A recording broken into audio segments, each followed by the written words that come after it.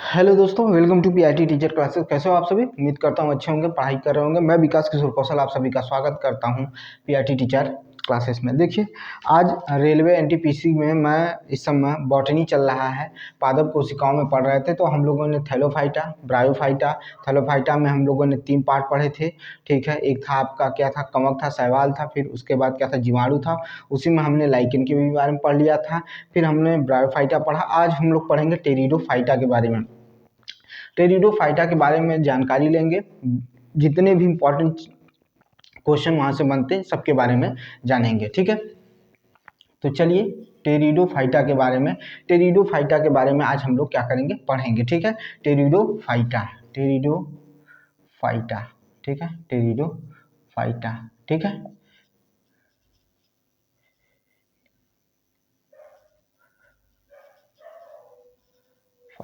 Pteridophyta के बारे में आज हम लोग क्या करेंगे, पढ़ेंगे। टेरिडोफाइटा के बारे में जानेंगे। ठीक है, टेरिडोफाइटा क्या होता है, ठीक है, उसके बारे में हम अच्छे से जानेंगे, उसका पूरी तरह से कवर करेंगे, फिर उसके बाद आगे बढ़ेंगे। अब कह रहा है कि इस समूह के जो पौधे होते हैं, ठीक है, इस समूह में जो पौधे होते हैं वो नमी छायादार जंगलों में, पहाड़ों में अधिक मात्रा में पाए जाते हैं। ठीक है, फिर से सुनिएगा, यह पौधे जो होते हैं नमी वाले स्थानों पर, जहाँ पर ज़्यादा नमी पाई जाती है, पहाड़ी क्षेत्रों में पाई जाती है, ठीक है, और जहाँ छाया पाई जाती है वहाँ पर ये पौधे क्या करते हैं, विकसित होते हैं और ये पौधे निकलते हैं। ये पौधे विकसित होते हैं और निकलते हैं। ठीक है, ये जो पौधे होते हैं, ये पौधे जो होते हैं, इनमें जो होता है, इन पौधों में जड़, तना, शाखा, पत्तियां सब दिखाई देते हैं, यानी मौजूद होते हैं। ठीक है, फिर से सुनिए, जड़, तना, शाखा, पत्तियां, ठीक है, विभेदित होती हैं, अलग अलग दिखाई देती हैं। तना साधारण राइजोम के रूप में होता है, मतलब राइजोम के रूप में साधारण तना दिखाई देता है। ठीक है, पौधे बीजाणु जनक होते हैं, बीजाणु जनक होते हैं, और जनन क्रिया में, ठीक है, जनन क्रिया में बीजाणु का प्रयोग किया जाता है, यानी इनके जो बीजाणु होते हैं वो जनन क्रिया में सहायक होते हैं, जनन क्रिया में इनका प्रयोग किया जाता है। ठीक है, और इस समुदाय के जितने भी पौधे होते हैं उनमें संवहन ऊतक पूर्ण रूप से विकसित होता है। संवहन ऊतक का मतलब होता है जाइलम और फ्लोएम, क्या होता है, पूर्ण रूप से विकसित होता है। लेकिन जाइलम पौधे में वेसल, जाइलम पौधे में वेसल और फ्लोएम पौधे में जो सह कोशिकाएं होती हैं, यानी साथी कोशिकाएं होती हैं, वो नहीं होती हैं, साथी कोशिकाएं नहीं होती हैं। फिर से सुनिए, मैं फिर से समझा रहा हूँ, इसको लिखाऊंगा फिर और बेसिक नॉलेज पे चलूंगा, थोड़ा सा माहौल बनाना पड़ता है ताकि आपको चीज़ें समझ आए। फिर से सुनिएगा, इस तरह के पौधे छायादार स्थानों पर, पहाड़ों पर, ठीक है, जंगलों में पाया जाता है, यहाँ पर अधिक पाया जाता है। फिर उसके बाद पौधों के शरीर पर तना पाया जाता है, शाखा पाया जाता है, पत्तियां पाई जाती हैं, यानी ये पूरी तरह से उसमें अलग अलग दिखाई देते हैं, विभेदित होते हैं। ठीक है, तना साधारण राइजोम का के रूप में दिखाई देता है, साधारण राइजोम के रूप में दिखाई देता है। पौधे में बीजाणु होते हैं, ठीक है, बीजाणु जनक ये पौधे होते हैं। इन्हीं बीजाणुओं के द्वारा उनको क्या किया जाता है, जनन किया जाता है। इसमें संवहन ऊतक पाए जाते हैं, लेकिन संवहन ऊतक में जाइलम में वेसल गायब रहता है और फ्लोएम में साथी कोशिकाएं गायब रहती हैं। ये रहा आपका क्या, टेरिडोफाइटा का एक थोड़ा सा साधारण सा, उसके बाद और विशेष चलेंगे, एग्जाम्पल भी होगा, देखेंगे उसका। तो मैंने क्या कहा कि यह पौधे, ठीक है, यह पौधे साधारणतः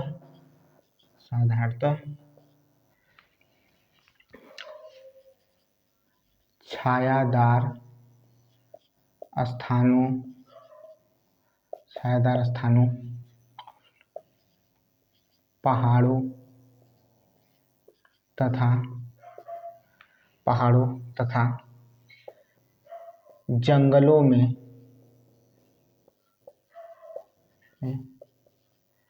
पाए जाते हैं। इन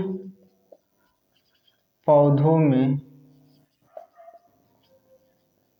तना, पत्ती, जड़ तथा क्या पाया जाता है, तना, पत्ती, जड़ तथा शाखाएं पाई जाती हैं, शाखाएं पाई जाती हैं। ठीक है, यानी पाई जाती हैं, अलग अलग हमको दिखाई भी देता है। इसमें इस इस इस वर्ग के पौधों में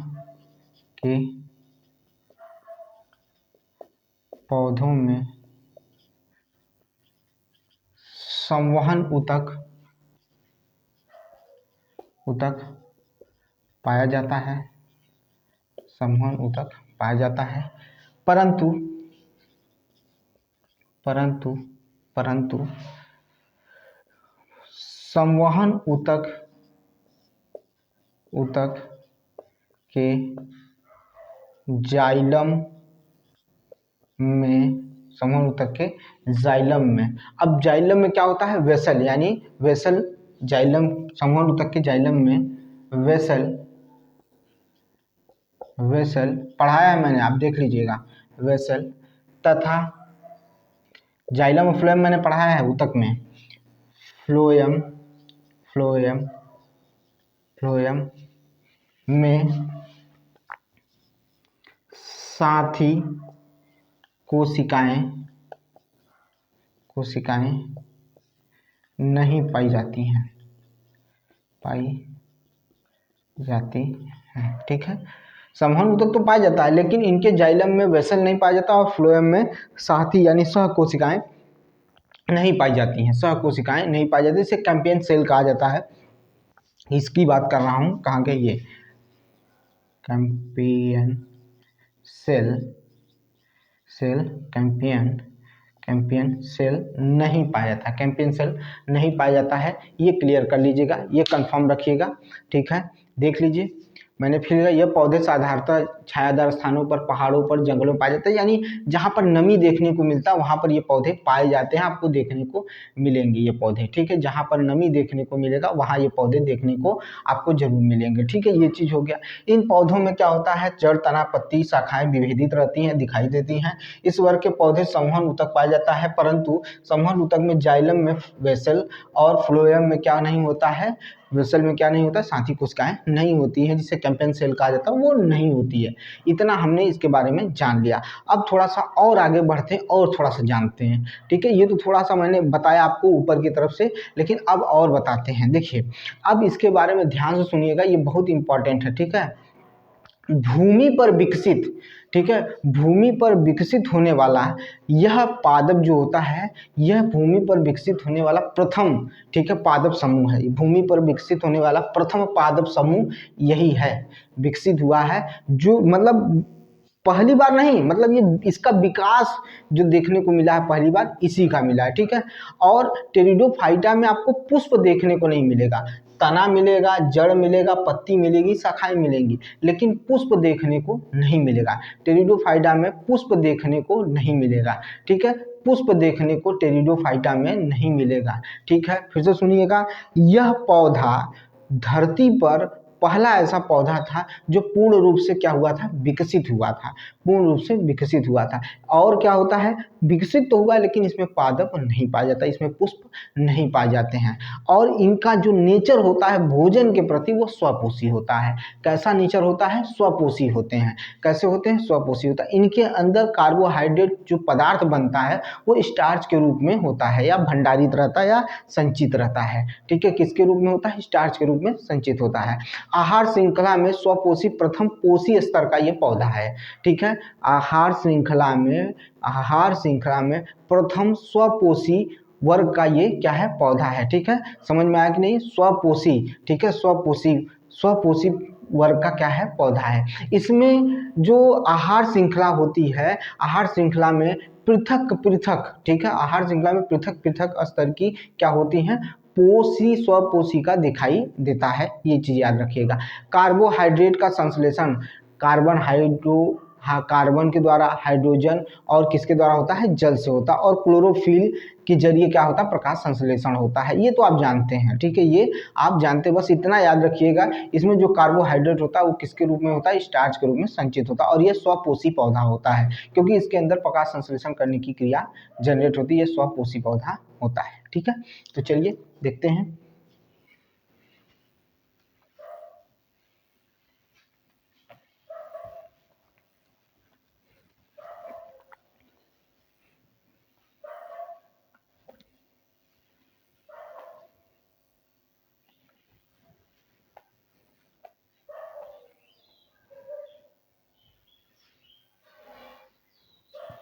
मैंने क्या बोला, यह धरातल पर पूर्ण रूप से पहला विकसित पौधा है। पूर्ण रूप से पहला विकसित पौधा है। पूर्ण रूप से पहला विकसित पौधा है। परंतु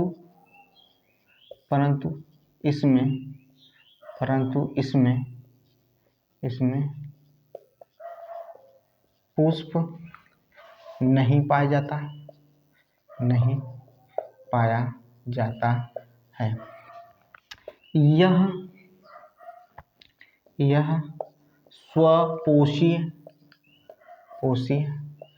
पौधा होता है।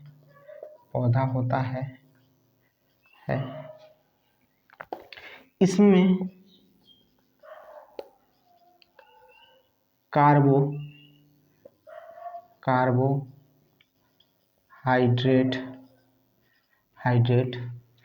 कार्बोहाइड्रेट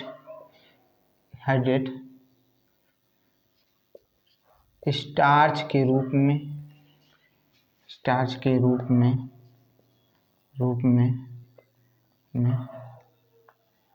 भंडारित रहते हैं।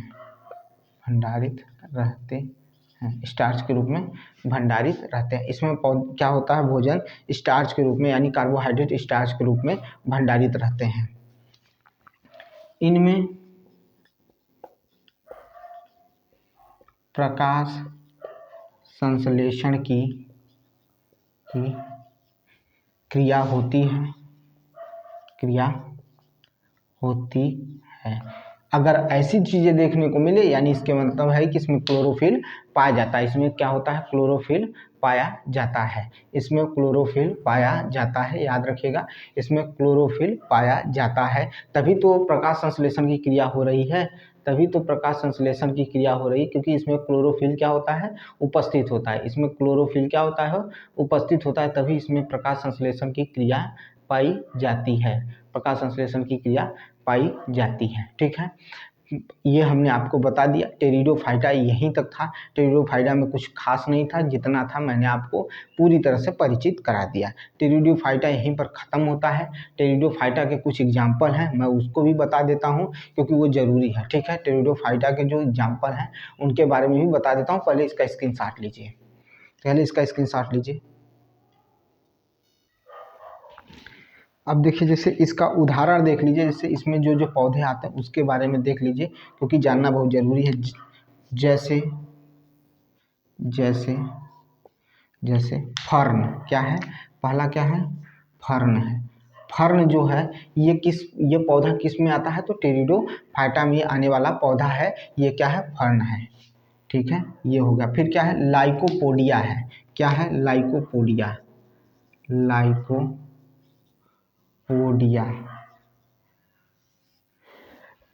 क्या है, लाइकोपोडिया है या पोडियम भी कहा जाता है। चलिए पोडियम लिख लीजिए, लाइकोपोडियम हो गया।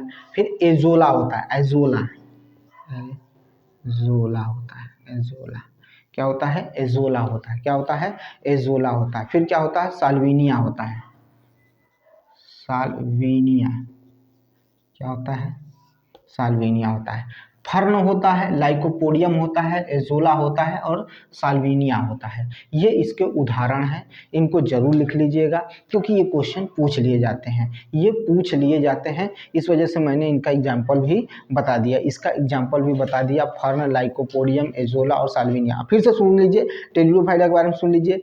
टेरिडोफाइटा जो पौधा होता है ये छायादार स्थानों पर, जंगलों में होता है, पहाड़ों पर होता है, जहाँ नमी देखने को मिलती है। फिर साथ में क्या देखने को मिलता है कि इसमें जो छड़, तना, पत्ती सारी चीज़ें विभाजित होती हैं, दिखाई देती हैं, होता है। संवहन ऊतक इसमें पाया जाता है, यानी जाइलम और फ्लोएम पाए जाते हैं। लेकिन जाइलम में वेसल गायब होता है और फ्लोएम में क्या गायब रहता है, साथी कोशिका यानी कैम्पन सेल गायब रहता है। ये चीज़ हो गया। फिर मैंने बताया आपको कि जो आपका टेरिडोफाइटा है यह कैसा होता है, स्वपोषी होता है, अपना भोजन खुद ही बनाता है। और उसका जो भोजन जो होता है यानी कार्बोहाइड्रेट जो होता है वो किस रूप में संचित होता है, तो स्टार्च के रूप में ये संचित होता है। कौन, कार्बोहाइड्रेट स्टार्च के रूप में संचित होता है। ये चीज़ें हो गई। अब स्टार्च के रूप में भंडारित रहता है और ये स्वपोषी है। इसका मतलब प्रकाश संश्लेषण की क्रिया को करता है। प्रकाश संश्लेषण क्रिया कब होगी? जब आपके पास क्लोरोफिल होगा, तो इसके पास क्लोरोफिल भी मौजूद रहता है। उसके बाद मैंने क्या बताया था कि इसमें फर्न, लाइकोपोडियम, एजोला और साल्विनिया क्या है, इसके उदाहरण है। इतना आप याद करके रखिएगा। अब हम पढ़ने चल रहे हैं,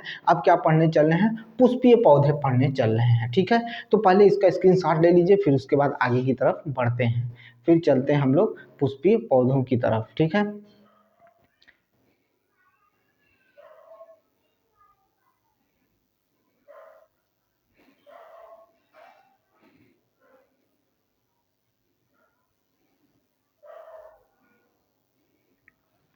हो गया, इधर देख लीजिए, स्क्रीनशॉट ले लीजिएगा इसका। चलिए भाई, देखिए ये हो गया आपका। अब देखिए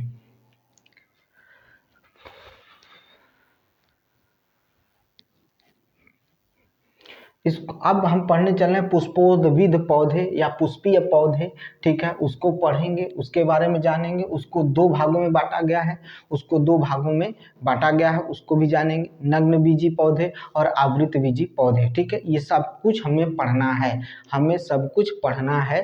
पुष्पोद्भिद पौधे, ठीक है।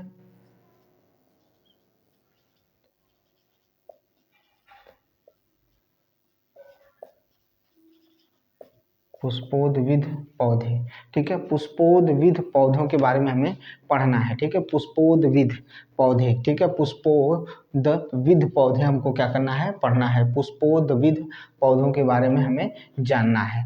पहली बात तो समझिएगा, ये पूरी तरह से विकसित पौधे होते हैं। इसमें जड़, तना, पत्ती, फूल, फल, बीज सब आते हैं। इसमें सब आपको दिखाई देंगे। पूर्ण विकसित पौधा यही होता है, पूर्ण विकसित पौधा यही होता है, ठीक है। समझ में आई बात? ये पुष्पोद्भिद पौधे जो होते हैं, इसमें सारी चीजें आपको पूर्ण विकसित दिखाई देगा। इस समूह के पौधों को दो उप समूहों में बांटा गया है। इस समूह के पौधों को दो उप समूहों में बांटा गया है। एक नग्न बीजी, जिसको जिम्नोस्पर्म कहते हैं, और एक आवृत बीजी पौधा होता है। नग्न बीजी पौधा और आवृत बीजी पौधा होता है किसमें? पुष्पोद्भिद पौधे में। यानी यह पौधा पूर्ण विकसित पौधा होता है, ठीक है। यह पौधा पूर्ण विकसित पौधा होता है। इस समूह के पौधे में फूल, फल, बीज सब कुछ होता है, ठीक है। और इस समूह के पौधे में को उप समूहों में बांटा गया है, दो उप समूहों में बांटा गया है। तो लिख सकते हैं यह नहीं, इसके अंतर्गत आने वाले पौधे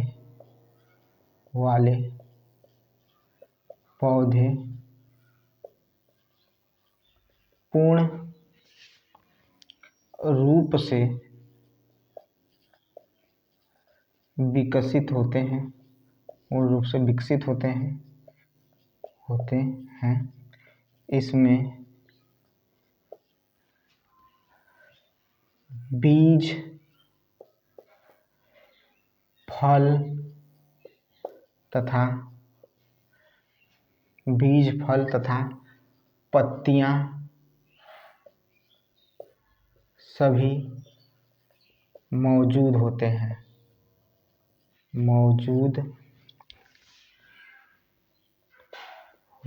सभी मौजूद होते हैं। इसमें सभी आपको देखने को मिलेगा, इसमें सब चीज देखने को मिलेगा, सब मौजूद होते हैं, ठीक है। बीज भी होता है, फल भी होता है, फूल भी होता है, सब कुछ होता है। इस समूह के पौधों को दो उप समूहों में बांटा गया है।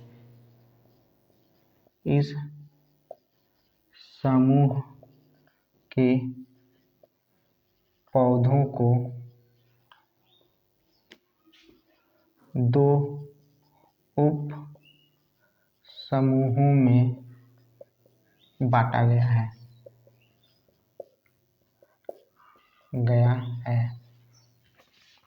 पहला नग्न बीजी पौधा,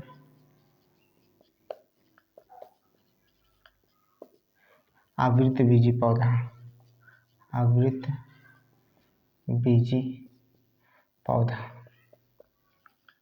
नग्न बीजी पौधे और आवृत बीजी पौधे। नग्न बीजी और आवृत बीजी, नग्न बीजी और आवृत बीजी। पौधा हटा दीजिए, नग्नबीजी और आवृतबीजी, नग्नबीजी और आवृतबीजी पाए जाते हैं। अभी आवृतबीजी को भी कई उपवर्ग में बांटेंगे, लेकिन हमको पहले पढ़ना क्या है, हमको पढ़ना है पहले नग्नबीजी यानी जिम्नोस्पर्म पढ़ना है। क्या पढ़ना है? जिम्नोस्पर्म के बारे में पढ़ना है, जिम्नोस्पर्म के बारे में हमें पढ़ना है। ठीक है, समझ में आया? तो हम लोग अब डालेंगे, पहला डालेंगे नग्नबीजी के बारे में हम लोग पढ़ेंगे। नग्नबीजी पौधा क्या होता है उसके बारे में पढ़ेंगे कि जिम्नोस्पर्म क्या होता है उसके बारे में जानकारी लेंगे, फिर आगे हम लोग क्या करेंगे, बढ़ेंगे। ठीक है, चलिए।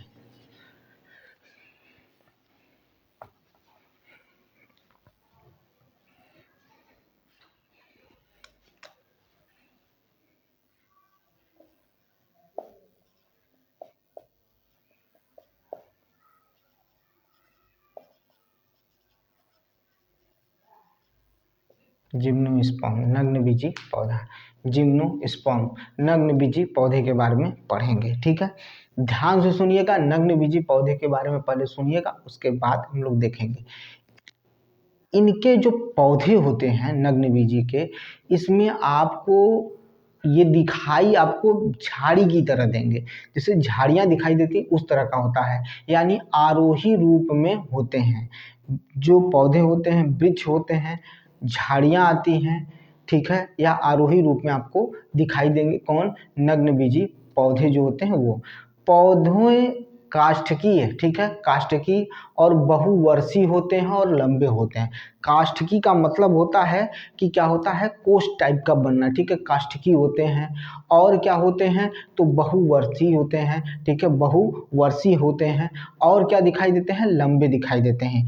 इनकी जो जड़ें होती हैं उसमें कहा जाए तो मूसला जड़ देखने को मिलता है। कैसा जड़ देखने को मिलता है?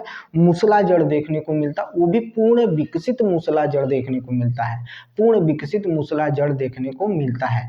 परागण की क्रिया वायु के द्वारा इसमें देखने को मिलता है। जो परागण की क्रिया होती है, यानी जो निषेचन की क्रिया होती है, उसके लिए परागण का क्या किया जाता है, परागण क्रिया होती है। ठीक है, और ये मरुदभिद होते हैं। कैसे होते हैं? मरुदभिद होते हैं। ठीक है, कैसे होते हैं? मरुदभिद होते हैं। ठीक है, समझ में आई बात? इतना समझिए, पहले फिर से सुनिए। ये जो पौधे होते हैं, इनके जो वृक्ष होते हैं वो हमको देखने को मिलते हैं, इसमें झाड़ियाँ देखने को मिलता है, यानी आरोही रूप में दिखाई देते हैं। ठीक है, आरोही रूप में दिखाई देते हैं। पौधे काष्ठीय होते हैं, ठीक है, बहुवर्षीय होते हैं और लंबे होते हैं। ठीक है, और इन पौधों में जो जड़ होती है वो पूर्ण विकसित मूसला जड़ होती है। वायु के द्वारा इनका परागण क्रिया होता है, यानी परागण क्रिया जो है, परागण की जो क्रिया है वो वायु के द्वारा होता है। मरुदभिद होते हैं। कैसे होते हैं? मरुदभिद होते हैं। कैसे होते हैं? मरुदभिद होते हैं। ठीक है, क्लियर है? ये कैसे होते हैं? मरुदभिद होते हैं। ठीक है, समझ में आई बात? इतनी क्लियर है? इतना अगर समझ गए हैं तो फिर आगे बढ़ें। तो चलिए पहले लिख लेते हैं कुछ, उसके बाद आगे बढ़ते हैं। मैंने क्या कहा? मैंने कहा इस पौधों में, इस पौधे में,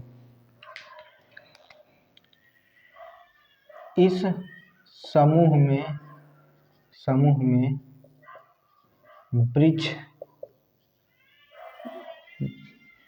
वृक्ष, इस पौधे में वृक्ष, झाड़ियाँ या आरोही रूप में दिखाई देते हैं, दिखाई देते हैं। ठीक है, यह काष्ठीय पौधों, काष्ठीय पौधों, यह काष्ठीय पौधों लंबे बहुवर्षीय, यह काष्ठीय बहुवर्षीय, बहुवर्षीय तथा बहुवर्षीय, यह काष्ठीय बहुवर्षीय तथा लंबे होते हैं, लंबे होते हैं। इसमें परागण की क्रिया, परागण, परागण, परागण की क्रिया, परागण की क्रिया परागण की क्रिया, इसमें परागण की क्रिया वायु के द्वारा होती है, वायु के द्वारा होती है, परागण की क्रिया वायु के द्वारा होती है। ठीक है, क्या बताया था, ये पौधे मरुद्भिद होते हैं। कैसे पौधे होते हैं, तो मरुद्भिद होते हैं। कैसे होते हैं, तो मरुद्भिद होते हैं, ये मरुद्भिद होते हैं। ठीक है, यह मरुद्भिद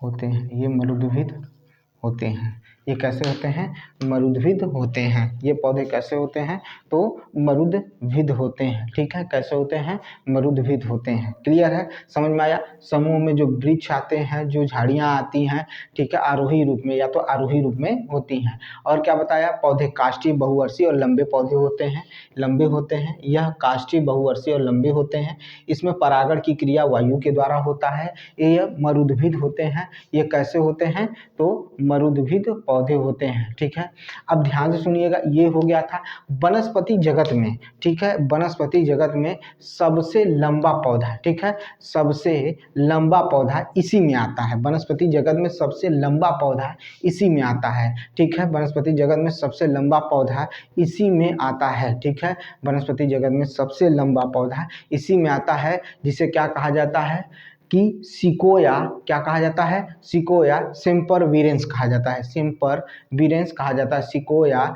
सेम्परवीरेंस कहा जाता है। इसी के अंतर्गत आता है, सबसे वनस्पति जगत का सबसे लंबा पौधा इसी में आता है। और इसकी ऊंचाई 120 मीटर होती है। इसकी ऊंचाई कितनी होती है, 120 मीटर होती है। इसकी ऊंचाई क्या होती है, 120 मीटर होती है। इसे कोस्ट रेडवुड ऑफ कैलिफोर्निया भी कहते हैं। इसे कोस्ट रेडवुड ऑफ कैलिफोर्निया भी कहा जाता है, कैलिफोर्निया भी कहा जाता है। किसको, सिकोया सेम्पर, क्या, सिकोया सेम्परवीरेंस को। ये क्या है, इस वनस्पति मतलब वनस्पति जगत का सबसे ऊंचा पौधा है, सबसे लंबा पौधा माना जाता है। इसका क्या होता है, सबसे ऊंचा पौधा सिकोया सेम्पर, ठीक है, सिकोया सेम्परवीरेंस जो है वनस्पति जगत का सबसे लंबा पौधा या सबसे ऊंचा पौधा होता है।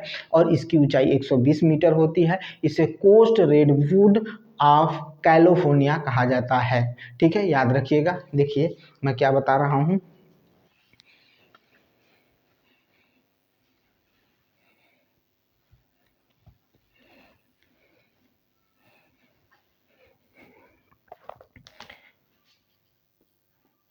इसमें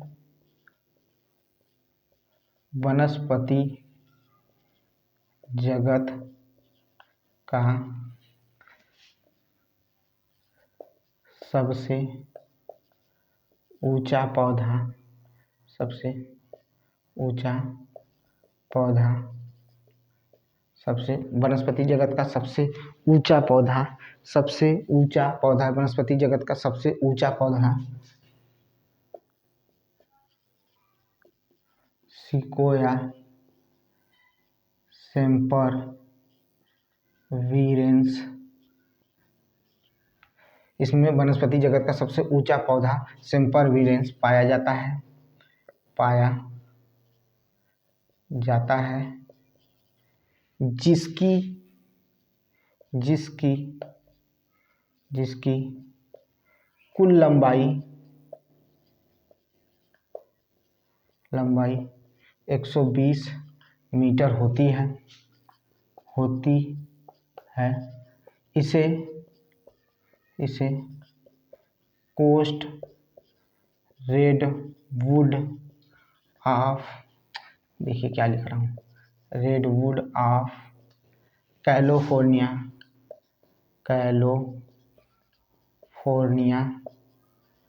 रेडवुड ऑफ कैलिफोर्निया भी कहते हैं। देख लीजिए भाई, रेडवुड ऑफ कैलिफोर्निया कहा जाता है।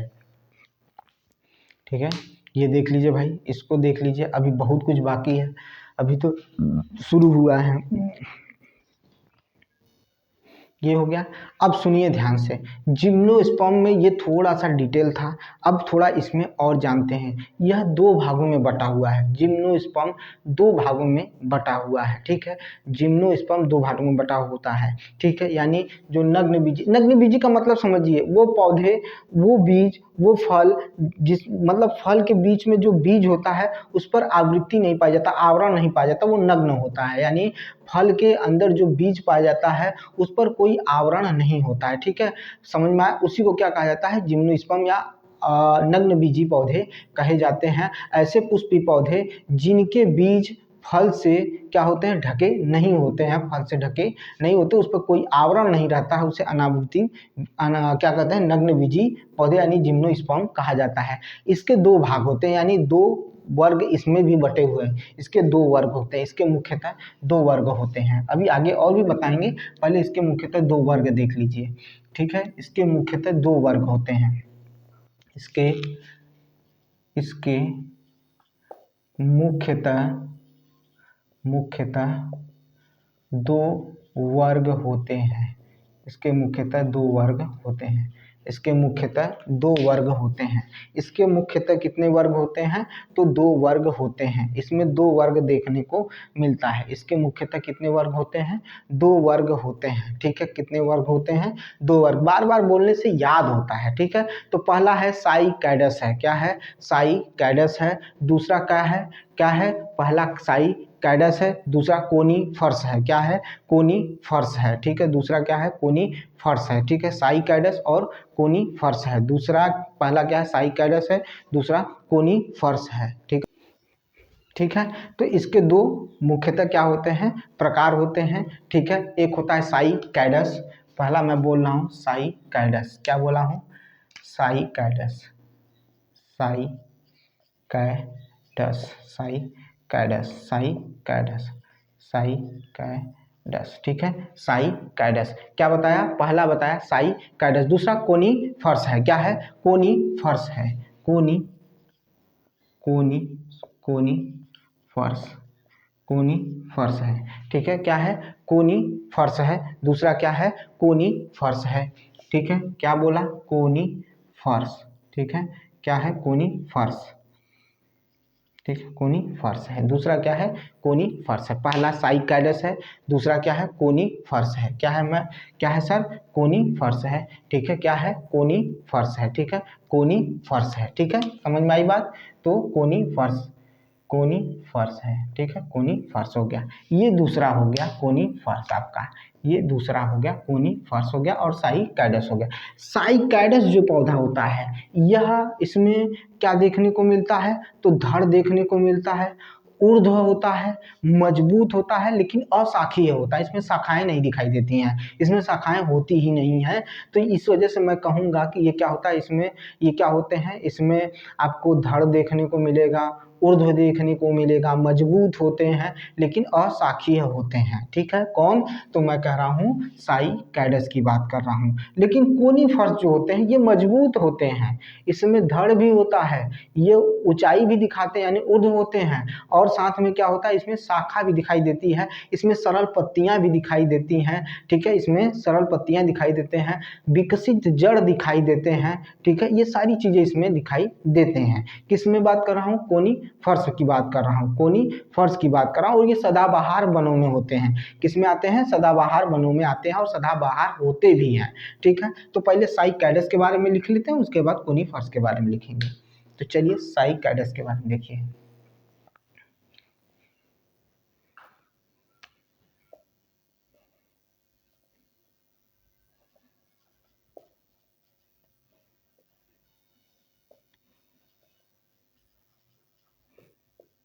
साइकैडस,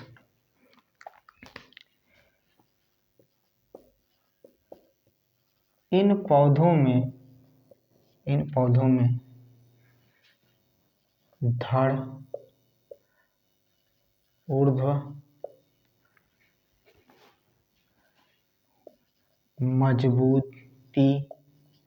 मजबूती तथा तथा तथा अशाखीय ये पौधे सॉरी यहाँ गलत हो गया,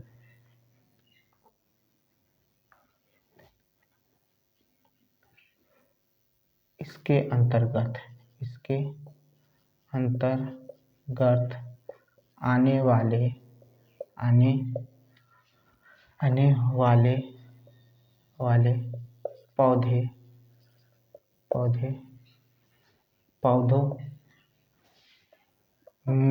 पौधों में धड़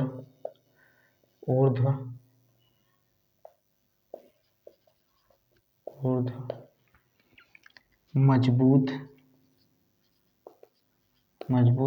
तथा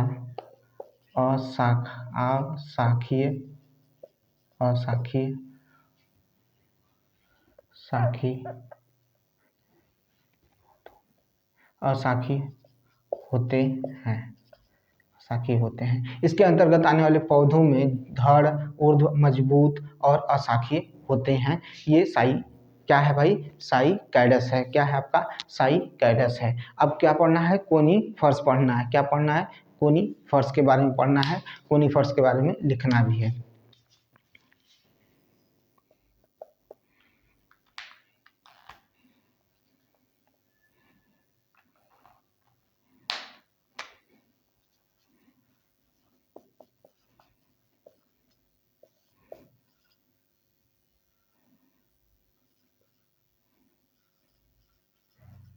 कोनिफर्स क्या होता है इसके बारे में समझिए।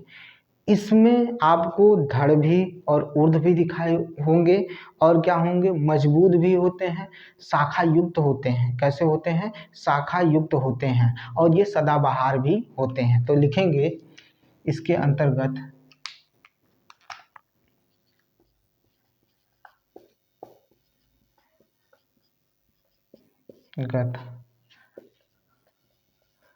आने वाले पौधों में धड़ ऊर्ध्व मजबूत तथा शाखा युक्त होते हैं।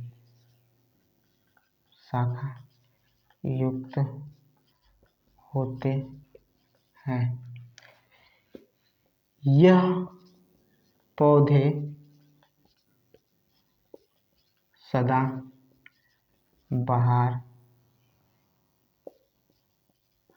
सदाबहार होते हैं। ये पौधे सदाबहार होते हैं। ये पौधे कैसे होते हैं? सदाबहार होते हैं। ये पौधे कैसे होते हैं? तो सदाबहार होते हैं। ठीक है, सदाबहार पौधे होते हैं।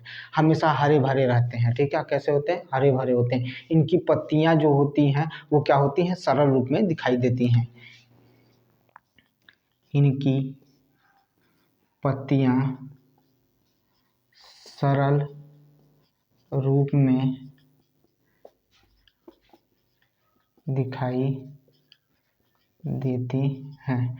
इनकी पत्तियां कैसी दिखाई देती हैं? सरल रूप में दिखाई देती हैं। इनकी जड़ें पूर्ण विकसित होती हैं। ठीक है, इनकी जड़ें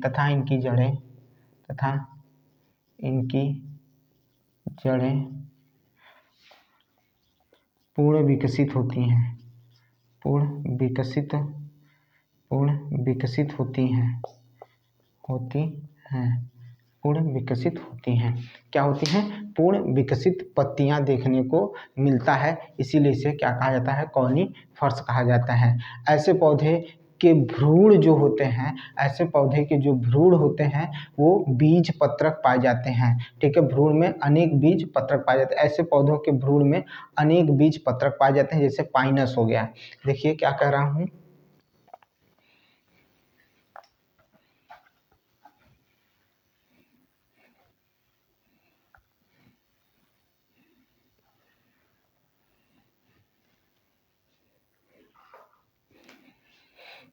स्टार बनाकर लिखिएगा। ये दो हो गए। ठीक है, ऐसे पौधों के भ्रूण में अनेक बीज पत्रक पाए जाते हैं, अनेक बीज पत्रक पाए जाते हैं। ऐसे पौधों के भ्रूण में अनेक बीज पत्रक पाए जाते हैं, जैसे पाइनस,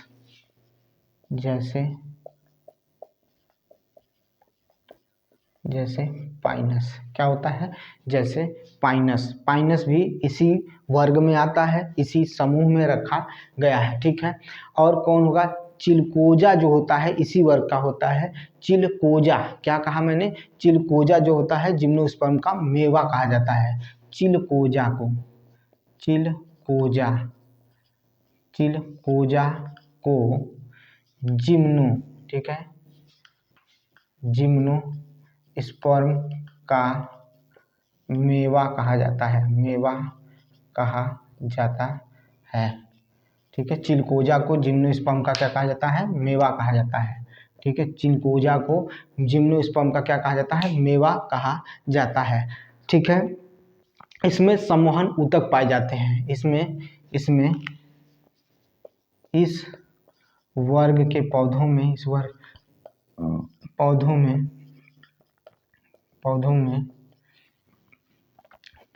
इस वर्ग के पौधों में क्या पाया जाता है, सम्मोहन ऊतक पाया जाता है, सम्मोहन ऊतक पाया जाता है, सम्मोहन ऊतक पाया जाता है। इस वर्ग के पौधों में सम्मोहन ऊतक पाया जाता है, इस, ठीक है, क्लियर है भाई। इस वर्ग के पौधों में क्या पाया जाता है, सम्मोहन ऊतक पाया जाता है। इस वर्ग के पौधों में सम्मोहन ऊतक क्या होता है, पाया जाता है, ठीक है। समझ में आया भाई, आया कि नहीं आया, क्लियर है। आगे की तरफ बढ़ें, आगे की तरफ चलें, ठीक है। ये इतना समझ में आ गया है, तो कुछ और भी चीज़ें हैं जो बहुत इम्पॉर्टेंट है, जिनको बताना बहुत ज़रूरी है। तो इतना पहले क्लियर कर लीजिए, फिर उसके बाद आगे बढ़ते हैं। इसमें अभी हमने ये पढ़ लिया, अब ये पढ़ लिया कि चिलकोजा को जिम्नोस्पर्म का मेवा कहा जाता है। भ्रूण में अनेक बीज पत्रक पाए जाते हैं, जैसे स्पाइनस हो गया, उसमें देखने को मिलेगा। मैंने इसी में बताया था कि वनस्पति जगत का सबसे ऊंचा पौधा इसी में पाया जाता है, मैंने अभी बताया है, ठीक है।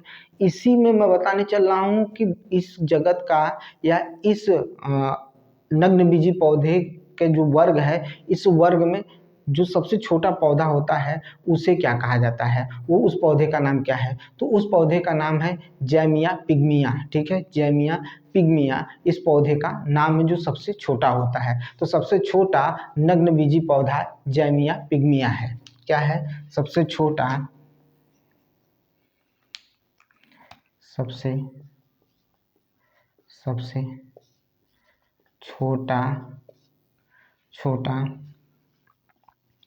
नग्नबीजी पौधा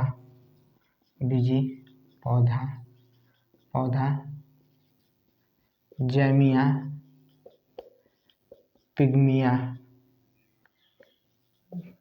पिग्मिया है, जैमिया पिग्मिया है। सबसे छोटा नग्नबीजी पौधा जो है वो क्या है, जैमिया पिग्मिया है, ठीक है, जैमिया पिग्मिया है। अभी हमने आपको पाइनस के बारे में बताया, चिलकोजा के बारे में बताया। इसी वर्ग में साइकस आता है, साइकस के साथ आता है जिंगोबाई वो लोआ आता है, जिंगोबाई लोआ आ गया, साइकस आ गया, ठीक है, और मेटासिकोआ आ गया, ठीक है, या मेटासिकोया कहा जाता है। फिर से सुनिएगा, इसी में साइकस आता है, ठीक है, मेटासिकोया आता है, ठीक है, मेटासिकोया आया, साइकस आया, और जिंगो बाई लोआ जो होता है, ये जो पौधे होते हैं ये जीवित जीवाश्म होते हैं, जीवित जीवाश्म, ठीक है। कैसे होते हैं, जीवित जीवाश्म होते हैं, ठीक है। इतना याद रखिए कि ये कैसे होते हैं, जीवित जीवाश्म होते हैं। अब देखिए जो साइकस है, ध्यान से सुनिएगा, साइकस के बीजांड जो होते हैं और जो नर युग्मक होते हैं,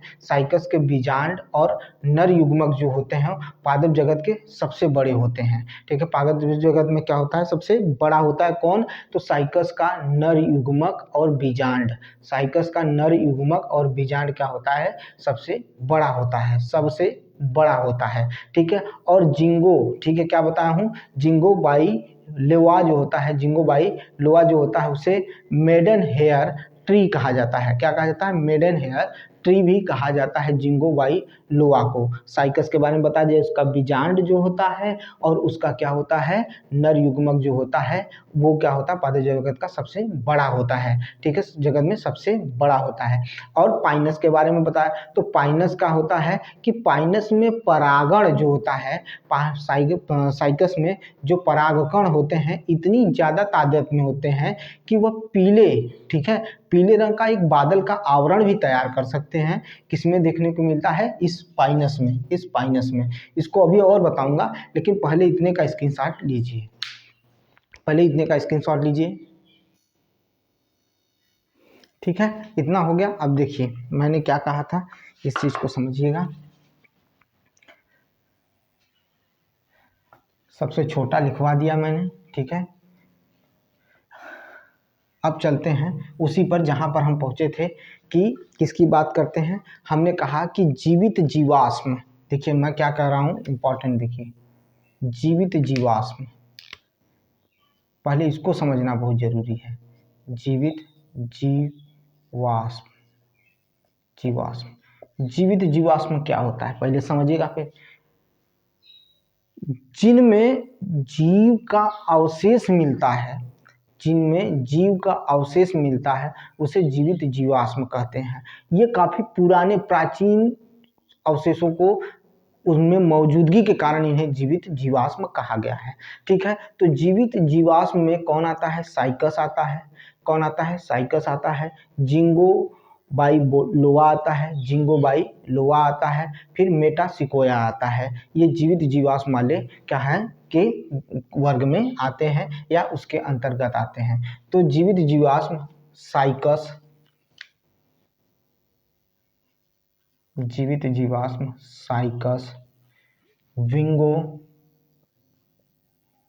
विंगो, ठीक है, बाइलोआ, लोआ, बाइलोआ, विंगो, विंगो बाइलोआ, विंगो बाइलोआ क्या होगा, विंगो बाई या बिंगो बाइलोआ, सॉरी बिंगो नहीं, जिंगो भाई, जिंगो, सॉरी सॉरी, जिंगो बाइलोआ हो गया, जिंगो बाइलोआ हो गया, जिंगो बाइलोआ, साइकस, जिंगो बाइलोआ, ये हो गए जिंगो बाइलोआ, साइकस, मेटासिकोया, मेटासिकोया,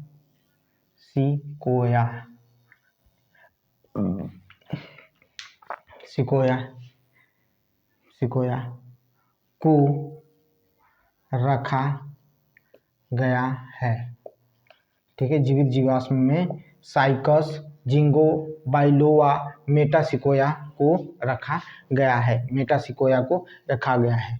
अब ये जो जिंगो बाइलोआ है, ये जो जिंगो बाइलोआ है, यही लिखवा देता हूँ, जो जिंगो बाइलोआ है इसको एक और नाम से जानते हैं, उसको कहा जाता है मेडन हेयर ट्री कहा जाता है। क्या कहा जाता है, मेडन हेयर ट्री कहा जाता है, मेडन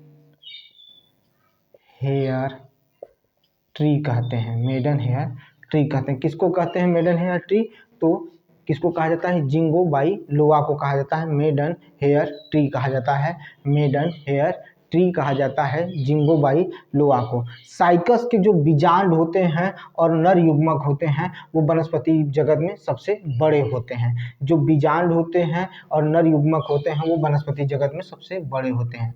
साइकस, साइकस सॉरी, इसके नर युग्मक, नर युग्मक, युग्मक तथा बीजांड, बीजांड, बीजांड वनस्पति जगत में, वनस्पति जगत में, जगत में सबसे बड़े होते हैं, सबसे बड़े होते हैं, वनस्पति जगत में सबसे बड़े होते हैं। नर युग्मक और बीजांड जो है वनस्पति जगत में साइकस के सबसे बड़े होते हैं। अभी मैंने पाइनस के बारे में बात किया था, पाइनस के बारे में, पाइनस में परागकण इतनी ज़्यादा तादाद में पाए जाते हैं कि वो पीले रंग का बादल बना लेते हैं, ठीक है। कैसे हो जाते हैं, पीले रंग का बादल बन जाते हैं। यहाँ पे लिख देता हूँ कि पाइनस,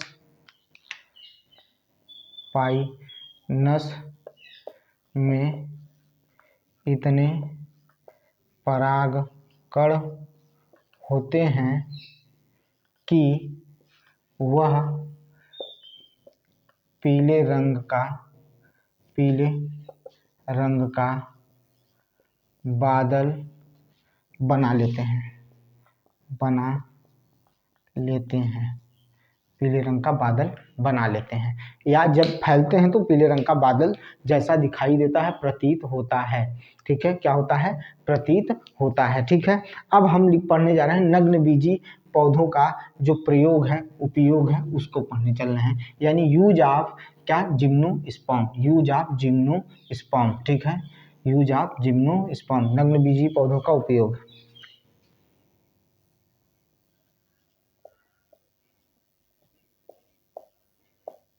नग्न बीजी पौधों का उपयोग।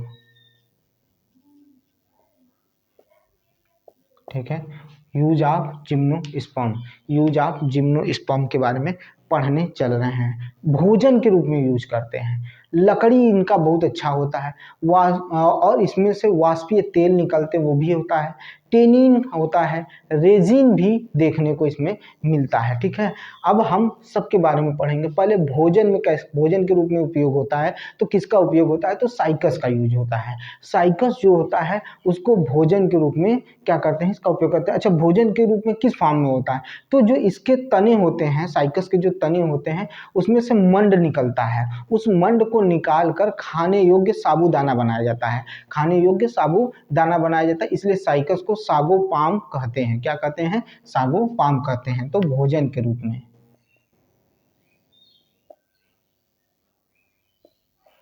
भोजन के रूप में, भोजन के रूप में साइकस को, साइकस को, साइकस के तने से, साइकस के तने से मंड निकालकर, निकालकर उसका साबूदाना बनाया जाता है, बनाया जाता है। इसी कारण इसे सागोपाम कहते हैं, सागोपाम कहते हैं। इसे क्या कहा जाता है? सागोपाम कहते हैं। इसे सागोपाम कहा जाता है। इसे क्या कहा जाता है? सागोपाम कहा जाता है। लकड़ी, लकड़ी के रूप में इसका यूज होता है। तो जो चीड़ का पौधा होता है, चीड़ जो होता है, जिसे पाइन भी कहा जाता है, वो हो गया, सिकोया हो गया, देवदार हो गया, स्प्रूस हो गया, इनकी लकड़ी क्या होता है? यूज की जाती है, और इसी के अंतर्गत आते हैं। ठीक है, लकड़ी के रूप में, लकड़ी के रूप में कौन कौन होता है? लकड़ी के रूप में किसका किसका यूज किया जाता है? तो सिकोया हो गया। ठीक है, क्या हो गया? सिकोया हो गया। ठीक है, क्या हो गया? लकड़ी के रूप में सिकोया हो गया, चीड़ हो गया जिसे पाइन कहा जाता है, देवदार हो गया। ठीक है, देवदार हो गया, और स्प्रू हो गया। तो मैंने क्या बोला? चीड़, सिकोया, देवदार, ठीक है, एवं वह स्प्रू, स्प्रू, ठीक है, स्प्रू, ठीक है, स्प्रू, ठीक है, क्या होता है? स्प्रू, ठीक है, क्या होता है? स्प्रूस, स्प्रूस, ठीक है, का का की लकड़ी का उपयोग होता है, कि लकड़ी का उपयोग, का उपयोग होता है, कि लकड़ी का उपयोग होता है। ये हो गया, लकड़ी की तरह इसको उपयोग किया जाता है। वाष्पीय तेल, वाष्पीय तेल, वाष्पीय तेल, वाष्पीय तेल।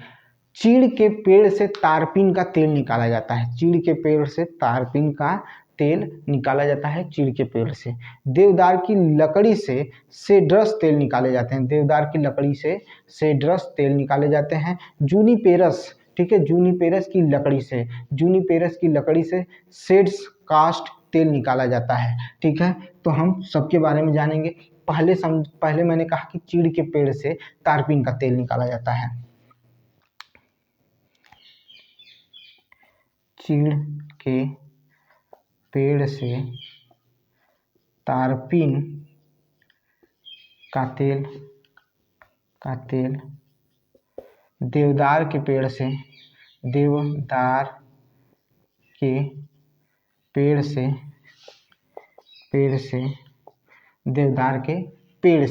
कौन सा तेल निकाला जाता है? तो देवदार के पेड़ से सेड्रस तेल निकाला जाता है। सेड्रस तेल चीड़ के पेड़ से तारपीन का तेल, देवदार के पेड़ से सेड्रस का तेल, और जूनिपेरस से कौन सा तेल निकाला जाता है? तो सेड्स कास्ट तेल निकाला जाता है। जूनिपेरस के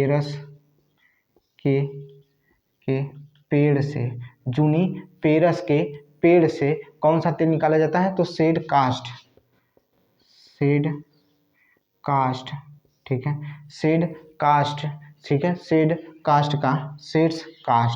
सेड्स कास्ट का तेल निकालते हैं।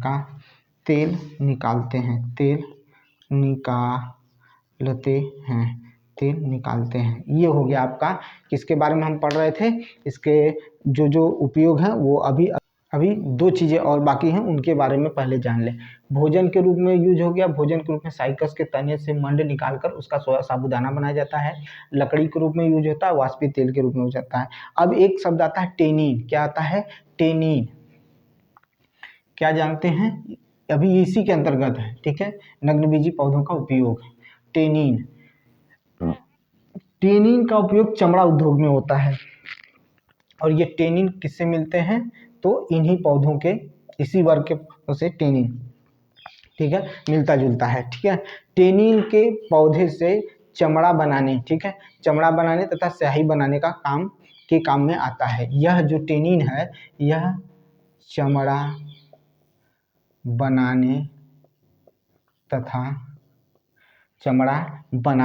इसका टेनिन से क्या होता है? चमड़ा बनाने और स्याही बनाने के काम में आता है। स्याही बनाने के काम में आता है,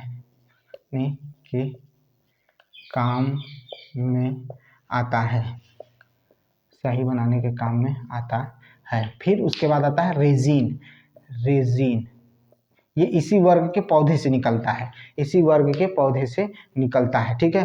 कुछ जो शंकुधारी पौधे होते हैं, यानी शंकु टाइप के पौधे होते हैं, उससे ये रेजिन निकाला जाता है, ठीक है। यह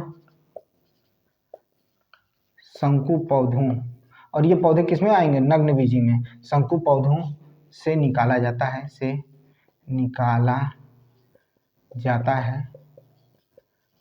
तथा इसका उपयोग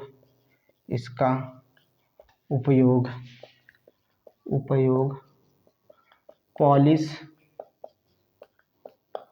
वार्निश तथा पेंट बनाने में करते हैं।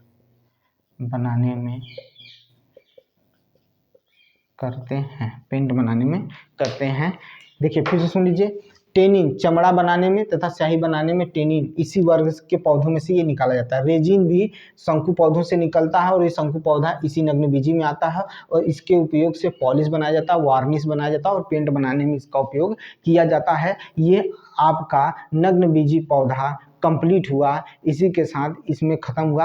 अब हम अगला पढ़ेंगे आवृत बीजी पौधा, ठीक है, जिसे एंजियोस्पर्म कहा जाता है। उसके बारे में हम लोग कल इसके बारे में पढ़ेंगे। पहले इसका स्क्रीनशॉट ले लीजिए, हो गया, ये हो गया आपका, क्लियर है। अब यहाँ आपका नग्नबीजी पौधा खत्म होता है बंधु। ज़्यादा से ज़्यादा बच्चों तक शेयर करिए। 2 पंक्ति के साथ ये ख़त्म करता हूँ। अगर मेरा वीडियो अच्छा लगता है तो लाइक करिए, सब्सक्राइब करिए मेरे चैनल को, ज़्यादा से ज़्यादा लोगों तक शेयर करिए। प्लीज़ आप लोगों से रिक्वेस्ट है, उन बच्चों तक पहुंच जाए जिनके पास पढ़ने का साधन नहीं है, किताब नहीं है, अच्छे नोट्स नहीं मिल रहे हैं, उनके तक ये चीज़ें पहुंच जाएं। देखिए कहा जाता है कि आपके अंदर जो भी अच्छाई है, अगर आप अच्छे हैं, अगर आप अच्छे हैं तो आपको किसी को बताने की ज़रूरत नहीं है, ठीक है। अगर आप अच्छे हैं तो किसी को बताने की ज़रूरत नहीं है। इसका मतलब ये है कि आप अपनी अच्छाई पर इतना ज़रूर भरोसा रखिए कि जो भी आपको खोएगा एक दिन ज़रूर रोएगा। इतनी अपने अंदर क्षमता रखिए, कॉन्फिडेंस रखिए और मेहनत करते रहिए।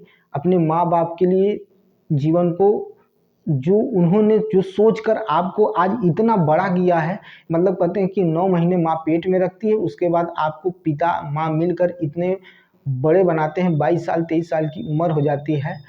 उनके सपने को पूरा करने का समय है, इसको जीवित रखिए।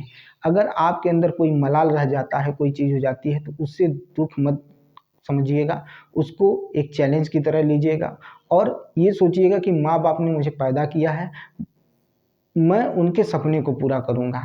आप दूसरे से प्रेम करते हैं, लेकिन आपके माँ-बाप आपसे कितना प्रेम करते हैं, उसका कोई लेखा-जोखा नहीं है, ठीक है? वो अनंत अनुभूति होती है, वो आप कहते हैं कि कितना भी बड़ा काम कर लीजिए, लेकिन उनके कर्ज़ को नहीं चुका सकते हैं। तो ख्वाब बुनिए, उस ख्वाब में अपने माँ-पिता को, माँ-बाप को शामिल करिए, उनके लिए अपने ख्वाब को पूरा करिए, क्योंकि याद रखिएगा गुरु और पिता, ठीक है? माँ तो बहुत लोगों की हाउसवाइफ़ होती हैं, किसी लोगों की माँ नौकरी कर रही हैं, लेकिन गुरु और पिता ऐसे 2 व्यक्ति होते हैं जो अपने छात्र से और अपने बेटे से हारना पसंद करते हैं और उनको बेहद खुशी होती है जब उनका किसी भी गुरु का छात्र जो होता है वो उनसे ऊपर पोजीशन पे जाता है या उनसे अच्छे स्तर पर जाता है। उसी तरह से बाप भी होता है, पिताजी भी होते हैं, वो सोचते हैं कि मेरा बेटा मुझसे ऊपर के स्तर पे पहुँचे। उन्हें कभी इस चीज़ का घृणा या जलन नहीं होता है। तो याद रखिएगा, आपके पिता और आपके गुरु आपसे हारना चाहते हैं, उन्हें हराने का अवसर ढूँढिए, उन्हें इस तरह का मतलब वो हार कर भी आपसे इतना खुश हो जाएँ, उनका मन इतना प्रेरित हो जाए आपसे कि वो आपको गले लगा लें। तो इस वजह से आप मेहनत करिए, एक दिन अपनी सफलता का जो परचम है ज़रूर लहराएँगे। मिलते हैं नेक्स्ट वीडियो में, बहुत-बहुत धन्यवाद।